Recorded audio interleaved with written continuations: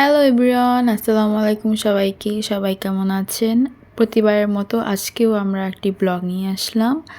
So আপনারা কেউ হয়তোবা ফার্স্টেই বুঝতে পেরেছেন যে আমরা কোথায় এসেছি। সো এখন হচ্ছে আমরা বিয়েবাড়িতে।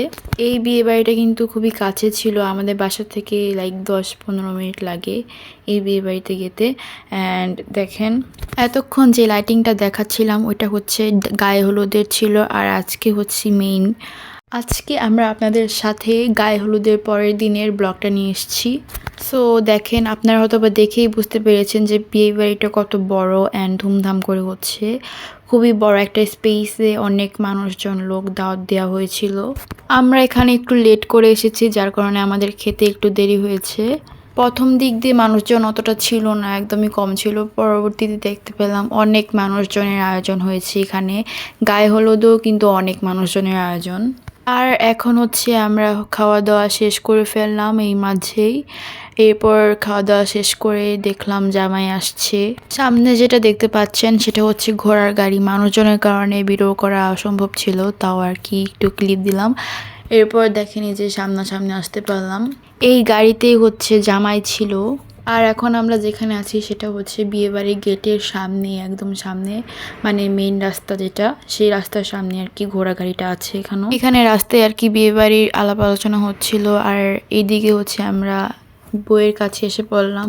আর এতক্ষণ যারা বউ দেখার জন্য ওয়েট করছিলেন তাদেরকে আর কি দেখিয়ে দিলাম যে এটা হচ্ছে বউ, মাঝখানে যেটা বসে আছে। সো বউর কিন্তু অনেক সুন্দর। আর বিয়ে বাড়ির ডেকোরেশনটা আমাদের কাছে ভালোই লেগেছে, অনেক সুন্দর করে আয়োজন করা হয়েছে অ্যান্ড মানে অনেক সুন্দর করে সাজাই গুছিয়ে করা হয়েছে।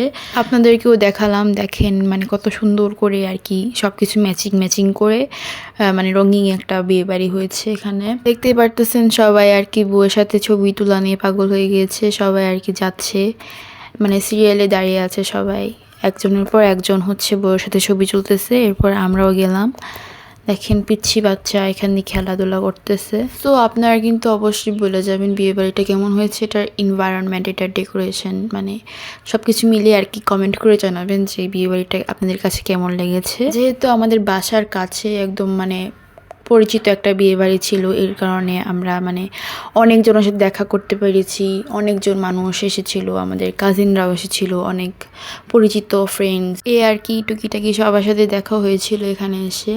সো আপনাদের মানে কার কার বিয়ে বাড়ির অনুষ্ঠান ভালো লাগে সবাই অবশ্যই কমেন্টস করে জানাবেন যে কার ভালো লাগে আর কার ভালো লাগে না। তো আমার তো অনেক ভালো লাগে। সো নর্মালি সবারই ভালো লাগে, বাট কিছু কিছু মানুষ আছে যেগুলোর ভালো লাগে না। By the way, it's normal. এখন হচ্ছে আমরা খাওয়া দাওয়া সবার সাথে দেখা করা শেষ করে বিয়ে বাড়ির গেটের বাইরে এসে পড়লাম। দেখতে পেলাম যে এখানেও অনেক পরিচিত মানুষজন আছে। আর এখানে দেখেন ছেলেপক্ষের অবস্থা পুরাই খারাপ অবস্থা বানিয়ে ফেলেছে। তো আজকে ব্লগটা কেমন লেগেছে সবাই অবশ্যই কমেন্টস করে জানাবেন। লাইক শেয়ার সাবস্ক্রাইব করে পাশে থাকবেন। আল্লাহ হাফেজ।